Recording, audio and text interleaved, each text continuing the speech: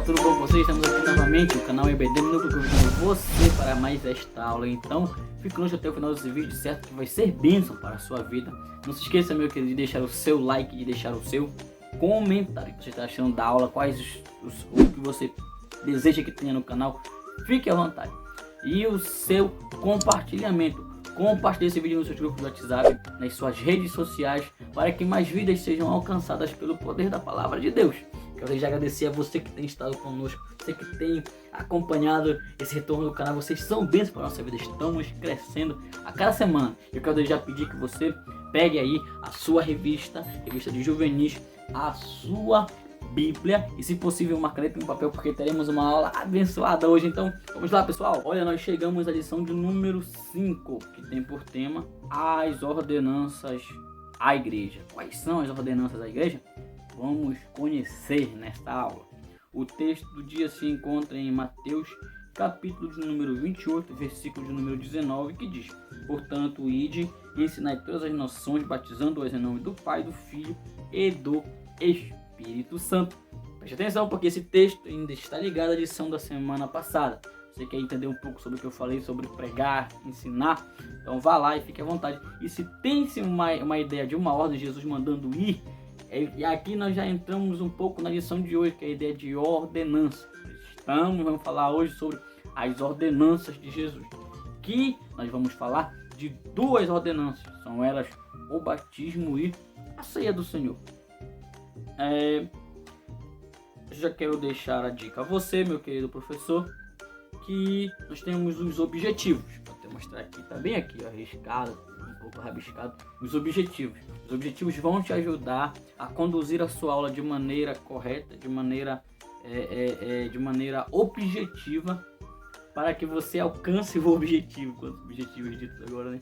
Para que você tenha êxito em sua aula. Então não se esqueça e preste atenção, porque nós teremos 3 tópicos nessa lição. E o primeiro tópico é um tópico muito introdutório a respeito dela em geral. Eu quero te dar algumas dicas em cima desse tópico. Os demais tópicos serão tratados nos seus respectivos subtópicos de cada um, tá?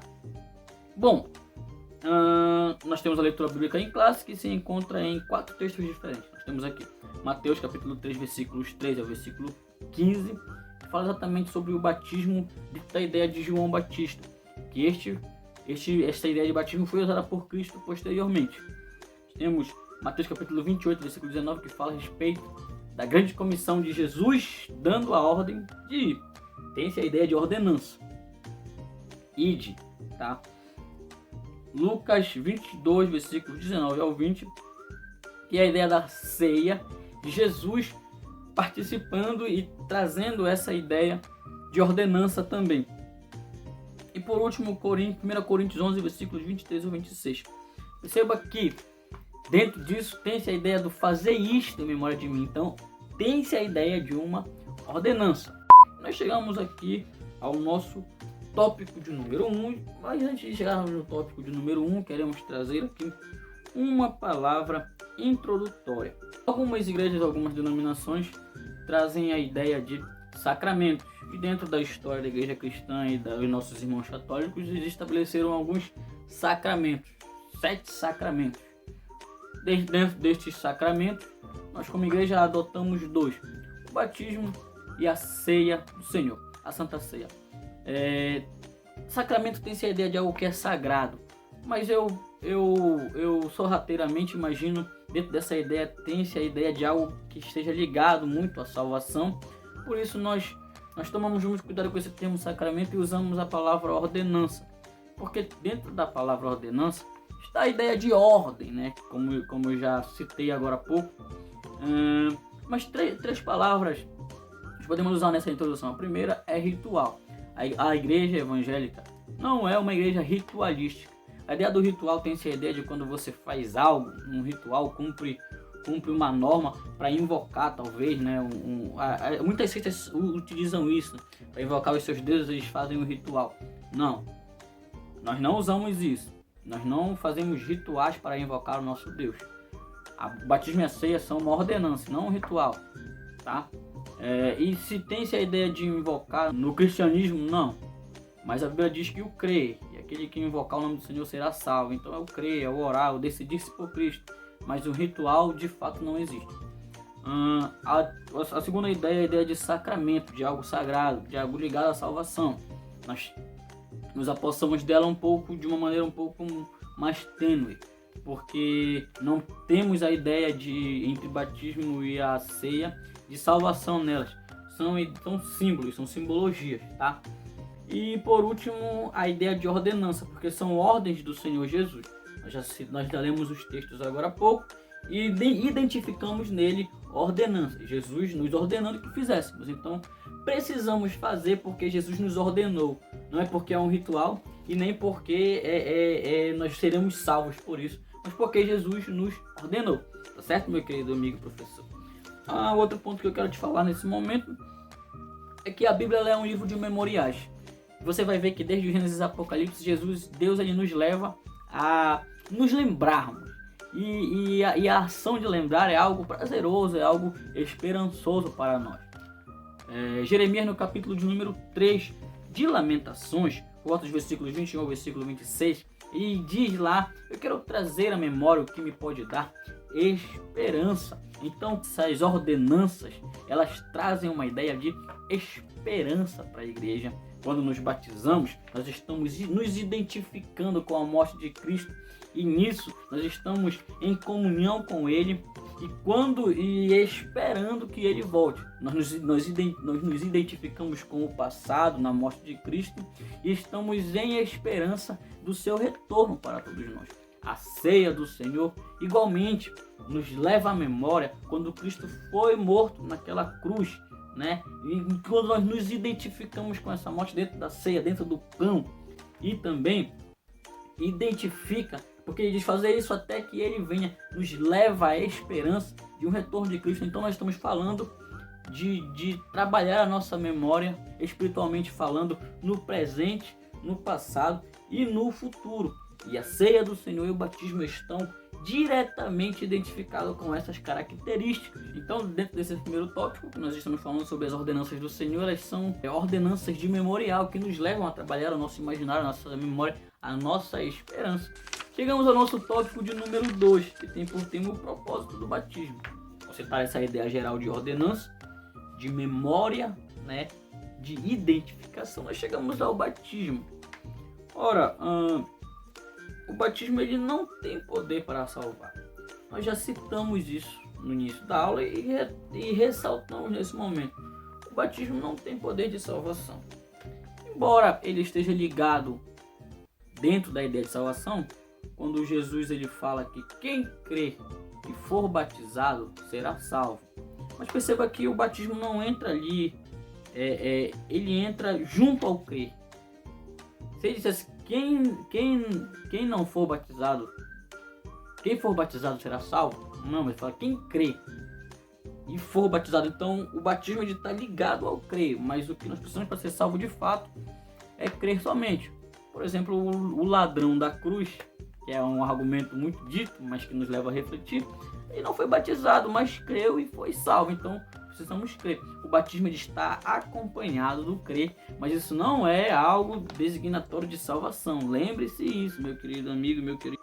No entanto, ele é um marco que nos leva a mostrar publicamente a nossa identificação com a morte de Jesus.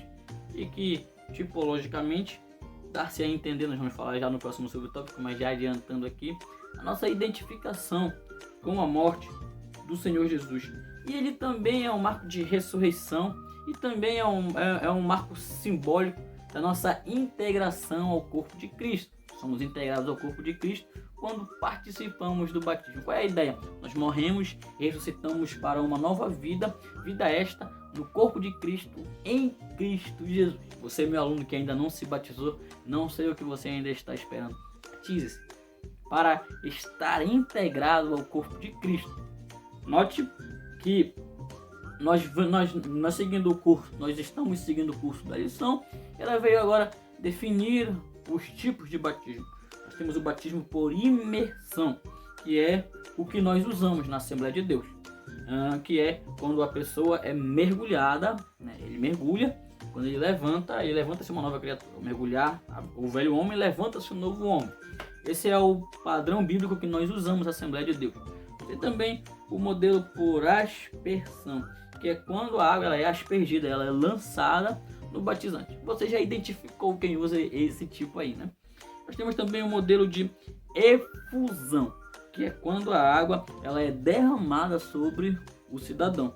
Nós temos também o pedobatismo, que é o batismo infantil.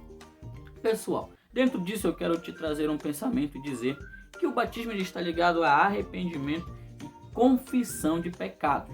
Dentro da pregação de João Batista, conforme Mateus capítulo de número 3, versículo 6, que diz que quando João Batista pregava, ele dizia: sejam batizados e se arrependam, que o batismo estava acompanhado de arrependimento. Estava também dentro da pregação apostólica, conforme o capítulo de número 2, versículo 38 do livro de Atos. Então, se o batismo ele deve estar acompanhado de arrependimento e de confissão pública, uma criança, né, um recém-nascido, um bebê, ele não pode confessar o seu pecado, então não há necessidade de batizá-lo. Então nós não somos adeptos do pedobatismo, embora existem argumentos muito bons em cima disso, mas nós ficamos com nossa crença. Então, nós da Assembleia de Deus, nós usamos o batismo por imersão, que é quando a pessoa ela é imergida, ela é mergulhada. A própria palavra batismo quer dizer mergulhar. Ela é mergulhada na água e ao se levantar, levanta-se um novo homem. Entra na água o velho homem e ao levantar, levanta-se um novo homem. E agora estamos andando em novidade de vida com o nosso Senhor Jesus Cristo no seu corpo. O nosso comentarista deixou 4 características do porquê que nós utilizamos o batismo por imersão e como que ele traz alguns pontos importantes. O primeiro ponto é a confissão pública da fé. O segundo ponto é a identificação do batizado com os demais discípulos de Jesus. O terceiro ponto é a lavagem espiritual. E o quarto ponto é a morte e a ressurreição do cristão para uma vida nova. Então esses 4 pontos nos trazem essa identificação total. Nós nos integramos ao corpo de Cristo, nós temos nossos pecados perdoados e é uma confissão pública e nós ressuscitamos para uma nova vida com Cristo, certo? O subtópico 2 diz: o significado do batismo em água. Bom, nós já citamos vagamente um pouco do significado, mas só para citar aqui a fórmula batismal. O batismo deve ser feito, conforme a Bíblia, em nome do Pai, do Filho e do Espírito Santo, conforme Mateus capítulo de número 28, versículo de número 19. Batizando-as em nome do Pai, do Filho e do Espírito Santo. Tem um pessoal aí que só batiza em nome de Jesus, que diz que essa é a fórmula correta. Embora você vai ver alguns textos em Atos que eles não citam de fato a Trindade no momento do batismo. Mas o que não nos leva a invalidar a fórmula citada por Jesus. Foi Jesus quem falou: batizando-as em nome do Pai, do Filho e do Espírito Santo. E o próprio Jesus, quando é batizado, Jesus ele se levanta ali e ali tem-se a ideia da Trindade. Jesus sendo batizado, o Espírito Santo descendo como uma pomba e a voz de Deus anunciando a Jesus Cristo. Então a Trindade toda ela é envolta no momento do batismo.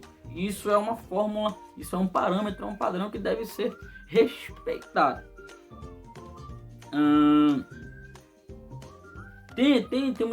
Temos 3 significados aqui que nós já citamos, mas vamos lá. O primeiro é a morte. Quando o candidato ele desce as águas, ele está mostrando ali que ele está morrendo. Ele está morrendo para o mundo, e ele está ressuscitando uma nova vida, né? O segundo ponto é o sepultamento. A imersão do batizado nas águas aponta para o sepultamento com Cristo. É a forma de proclamar ao mundo que sepulta ali para sempre a velha natureza. O terceiro ponto é a ressurreição. O terceiro significado está relacionado ao novo nascimento. Ao levantar das águas, inicia-se uma nova vida que o postulante levará dali em diante como filho de Deus. Então, esses são os pontos do batismo, tá? Esses são os significados do batismo, que nós morremos, nós somos sepultados e renascemos para uma nova vida em Cristo Jesus. Nós chegamos ao tópico de número 3, que tem por tema o propósito da ceia do Senhor. Lembra que eu já te falei da ideia do memorial no início. Então, a ceia também, novamente, é um memorial.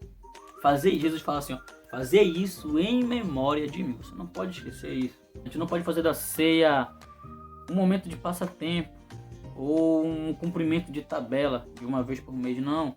É um ato de memória, é o momento em que nós nos lembramos, sabe? Nós estamos transportados para a vida de Jesus. O ponto que a nossa lição não tratou, mas que eu quero tocar aqui, é que os símbolos, o pão e o vinho, eles estão ali como símbolos para nos trazer à mente o corpo de Cristo e o seu sangue.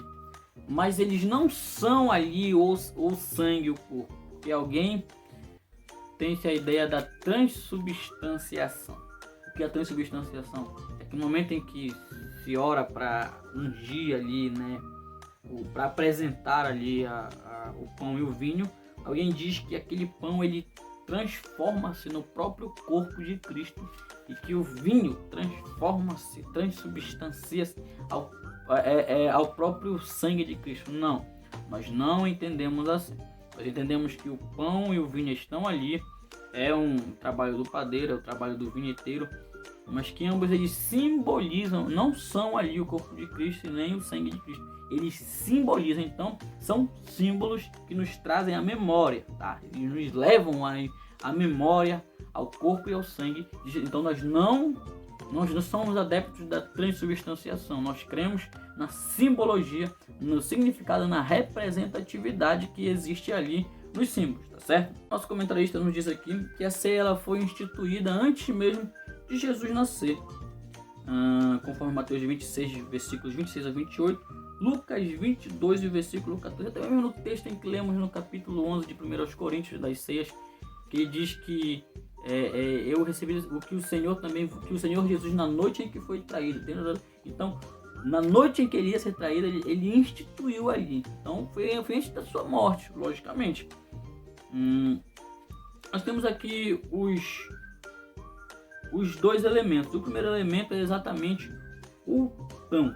O pão ele representa o corpo de Cristo que foi partido e moído ao dar a sua vida por nós, conforme Lucas capítulo 22, versículo de número 19. O outro símbolo do pão é que o próprio Jesus ele já se apresentou como o pão da vida. Está ali no capítulo número 6, versículo 51.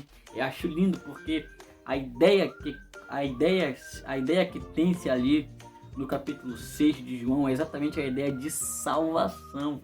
Então Jesus, ao se apresentar como o nosso pão da vida, é aquele que nos fornece a vida e a vida eterna. Nós só estamos aqui porque um dia nós sentimos fome deste pão, nós comemos e aí ele nunca mais nos deu essa fome, porque hoje nós somos completados, nós somos cheios pelo pão da vida que é Jesus Cristo. Então você, meu amigo que me ouve nesse vídeo, não perca tempo. Receba desse pão para que você também nunca mais torne a ter fome. O mundo está aí procurando saídas e soluções de diversas coisas e não entende que Jesus ele nos dá essa completude. Louvado seja o nome do Senhor. Então nós nos alimentamos e nunca mais tornamos fome, porque ele supre a nossa necessidade espiritual. O segundo elemento é o vinho. Ora, e o vinho ele vem do suco da uva e ele representa ali o sangue de Jesus Cristo que foi derramado na cruz do Calvário. Eu acho interessante porque é pelo sangue do Cordeiro que nós estamos aqui, nós fomos lavados e purificados pelo sangue do Cordeiro. Louvado seja o nome do Senhor. Sabe o que eu acho lindo também? Que esse símbolo, conforme disse aqui nosso comentarista, ele foi derramado para purificar e vivificar as nossas almas. É através do sangue do Cordeiro de Deus. E ele também é o símbolo da nova aliança, conforme os capítulos 22, versículo 20, e Marcos capítulo 14, versículo 24. Este é o cálice da nova aliança. Então, a nova aliança que nós vivemos, que fez de nós sacerdócios, que fez de nós igreja, que fez de nós o corpo de Cristo, ela está simbolizada neste sangue. Outro significado do vinho na Bíblia é exatamente que ele significa a alegria. E é através dele que nós temos a alegria da salvação. Então olha só, pessoal, quantas coisas nós nos lembramos agora comentando essa revista. E eu imagino que você, assim como eu, sentimos a presença de Deus em falar isso. que é a carne de Jesus que foi dilacerada ali na cruz, ela traz para nós, ela torna-se o pão da vida que nos traz a vida eterna. E que o seu sangue que foi derramado ali, ele é o sangue que significa a nova aliança e que traz para nós alegria. Nós temos muitos motivos para sermos gratos ao Senhor. Nós temos muitos motivos para servirmos a Ele com amor, com dedicação, porque isso é a obra de Jesus, graças a Deus. Preste atenção, nós temos 3 significados aqui dentro da ceia do Senhor. O primeiro significado, ele é o memorial, que eu te falei desde o início da aula, que a Bíblia ela trabalha com memoriais. E os símbolos da Santa Ceia e do batismo, mas estamos falando de ceia, eles trazem-nos a memória. E como é importante nós estarmos lembrando, e nos traz a memória o sacrifício expiatório de Cristo, né? Conforme o capítulo 1 de João, versículo de número 29, destaco também 1 João capítulo 2, versículo 1, que ele diz que Cristo ele é a propiciação pelos nossos pecados, não só pelo nosso, mas os do mundo inteiro. Então esse sacrifício, ele propiciou, ele cobriu os nossos pecados, de modo que nós estamos aqui. Porque se formos pensar que nós temos algo bom, nós não temos. A única coisa boa que nós temos é a salvação que Cristo nos entregou de graça naquela cruz. Então isso tudo vem a esse ato de memória, essa ação de nos lembrarmos. O outro ponto é a ação de graças, é a gratidão. Nós temos que fazer nós temos que participar da ceia em gratidão, em agradecimento a Jesus. O outro ponto é a comunhão, do grego koinonia, apontando ao nosso relacionamento com Deus e uns com os outros. Nós estamos em comunhão com Cristo e em comunhão com o corpo de Cristo. Eu acho bonito nós nos lembrarmos que na cultura judaica, quando iria se acontecer ali um casamento, que os noivos eles faziam um voto de noivado e aí partiam e eles não se viam por tempos. Aí o noivo mandava que o seu amigo visitasse a noiva, e quando o seu amigo visitava a noiva, ela preparava ali um banquete para recebê-lo, porque ali estavam em comunhão, e o amigo do noivo é como se fosse o próprio noivo que ali estivesse. Perceba a questão da simbologia. Cristo ele deixou-nos, foi para o céu, nos deixou uma promessa de que ele retornaria para nos buscar, para estarmos para sempre com ele. Então, enquanto nós o estamos esperando, uma vez por mês, Deus ele marca esse banquete, Jesus marca esse banquete para que nós estejamos em comunhão uns com os outros e com o seu amigo, o Espírito Santo, que conosco está. Então, essa ceia, ela é esse banquete de memorial para dizer que Jesus ele ainda não esqueceu e que ele ainda está para voltar e nos levar para vivermos para sempre com ele. Seja grato por isso, meu amigo, minha amiga da classe de juvenis. Bom, essas características elas nos identificam com a ceia em 3 tempos: no passado, no presente e no futuro. Ora, no passado porque nos lembramos da morte de Cristo. No presente porque estamos em comunhão uns com os outros e em comunhão com Deus. E no futuro porque exatamente nós estamos aguardando o seu retorno para nos levar e estarmos para sempre com ele, conforme o capítulo 8, versículo 11 de Mateus. E quando nós chegamos ao último subtópico, ele diz os requisitos para participar da ceia do Senhor. Bom, nós não identificamos, embora nós tenhamos a ideia do batismo só venha, que a ceia só vem após o batismo, mas ninguém define isso, meu irmão, minha irmã. É por isso que a Bíblia diz: examina-se, pois, o homem a si mesmo. Nós temos que ter essa consciência moral, ética e espiritual para ver a nossa situação, nosso estado e assim participarmos desse momento de comunhão. É necessário ser batizado e membro de uma igreja local, como já citei, em comunhão plena com Deus. Isso não significa ser perfeito, mas estar isento de qualquer falha pecaminosa. Então, o melhor que nós fazemos é ter uma consciência de nos analisar e ver se nós temos condições de estar diante do Senhor. Se temos, assim precisamos fazer. Bom, pessoal, essa é a nossa lição de hoje. Não se esqueçam de tocar nesses pontos do memorial, de nos identificarmos com a morte, com a ressurreição de Jesus e de estarmos em comunhão com Ele e com o seu corpo. Que Deus abençoe a todos vocês que ficaram até o final desse vídeo. Não se esqueça de curtir, de comentar e de compartilhar esse vídeo. Que Deus abençoe você. Não se esqueça. EBD Núcleo, priorizando a palavra.